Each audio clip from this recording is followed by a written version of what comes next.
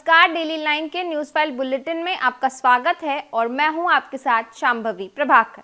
इस बुलेटिन में हम आपको बताएंगे तेलंगाना में 119 सीटों पर हो रहे चुनाव में अब तक कितने प्रतिशत वोटिंग हुई।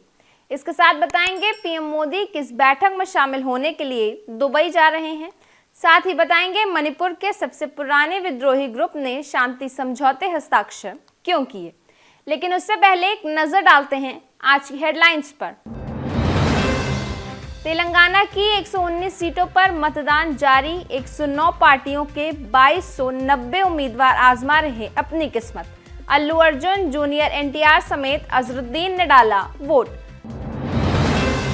दुबई के 2 दिवसीय दौरे पर जा रहे PM Modi COP28 climate summit में होंगे शामिल। कार्बन एमिशन कम करना बैठक का एजेंडा। मणिपुर के सबसे पुराने विद्रोही ग्रुप ने शांति समझौते पर किए हस्ताक्षर। केंद्र ने 16 दिन पहले बढ़ाया था 5 साल का बैन। अमित शाह ने दी बधाई। यूपी विधानसभा के शीतकालीन सत्र का आज तीसरा दिन। अनुपूरक बजट पर होगी बहस। अखिलेश के सवालों का जवाब देगी सरकार। अब बात करते हैं पहली खबर की। तेलंगाना की 119 विधानसभा सीटों पर सुबह 7 बजे से वोटिंग जारी है। ये शाम 5 बजे तक चलेगी। राज्य में 13.17 करोड़ से ज्यादा वोटर्स हैं। इनमें 8 लाख लोग पहली बार वोट डालेंगे। वहीं नेशनल और स्टेट लेवल के कुल 109 पार्टियों के 2290 उम्मीदवार मैदान में हैं। जानकारी के मुताबिक राज्य में 35,655 मतदान केंद्र बनाए गए हैं। इनमें 511 केंद्र संवेदनशील हैं। ये सभी छत्तीसगढ़ और महाराष्ट्र की सीमा से लगे हैं और नक्सल प्रभावित हैं। सुरक्षा के लिए सेंट्रल आर्म पुलिस फोर्स की 100 से ज्यादा कंपनियां तैनात की गई हैं। वहीं तेलंगाना समेत देश के 5 राज्यों में हुए विधानसभा चुनाव के नतीजे एक साथ 3 दिसंबर को आएंगे। अब बात करेंगे अगली खबर की। प्रधानमंत्री नरेंद्र मोदी आज UAE जा रहे हैं। पीएम मोदी दुबई में होने वाली COP28 की वर्ल्ड क्लाइमेट एक्शन समिट में शामिल होंगे। संयुक्त अरब अमीरात के राष्ट्रपति व अबू धाबी के शासक शेख मोहम्मद बिन जायद अल नाहयान के आमंत्रण पर पीएम मोदी दुबई में 2 दिन रहेंगे। इस दौरान वो कुछ नेताओं के साथ द्विपक्षीय बैठक भी करेंगे। यह COP28 क्लाइमेट समिट आज से शुरू होकर 12 दिसंबर तक चलेगी। इसमें पोप किंग चार्ल्स समेत दुनिया भर के 167 नेता क्लाइमेट चेंज यानी जलवायु परिवर्तन और इसके समाधान के मुद्दे पर चर्चा करेंगे। इस बैठक का फोकस फॉसिल फ्यूल और कार्बन एमिशन पर लगाम लगाने पर होगा। वहीं पिछले साल COP27 समिट मिस्र में हुई थी, जिसमें 200 देश शामिल हुए थे। बता दें कि पीएम मोदी तीसरी बार जलवायु परिवर्तन शिखर सम्मेलन में हिस्सा ले रहे हैं।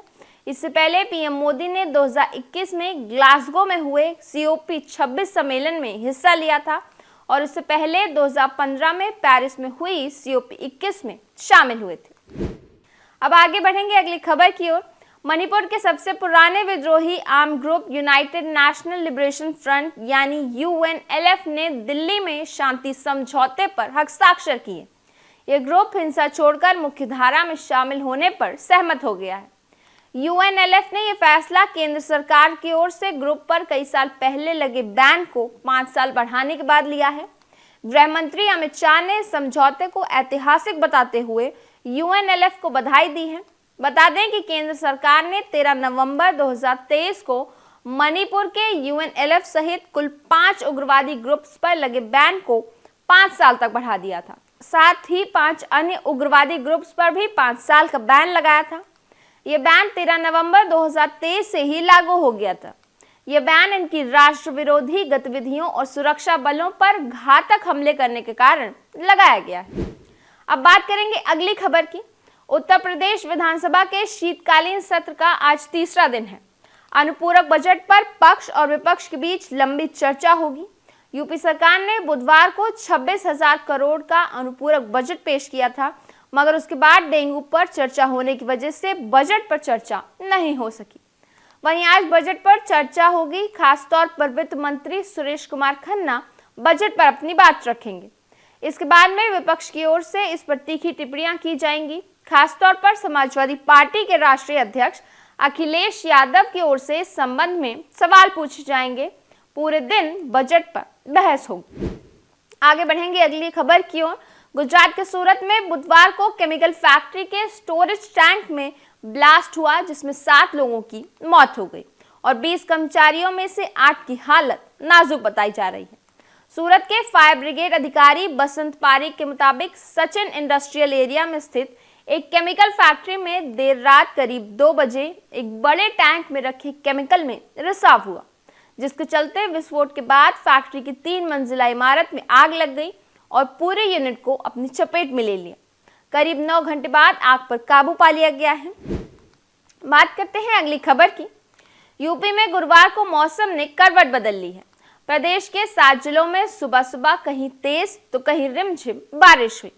लखनऊ, कानपुर, अयोध्या, आगरा, वाराणसी में तड़के तेज बारिश हुई, तो वहीं इटावा, फतेहपुर, जालौन में रिमझिम बारिश हुई। इससे पहले कल यानी बुधवार को मुजफ्फरनगर, संभल, बिजनौर में भी बारिश हुई थी। वहीं मौसम विभाग ने गुरुवार को यूपी के 23 जिलों में बारिश का अलर्ट जारी किया है।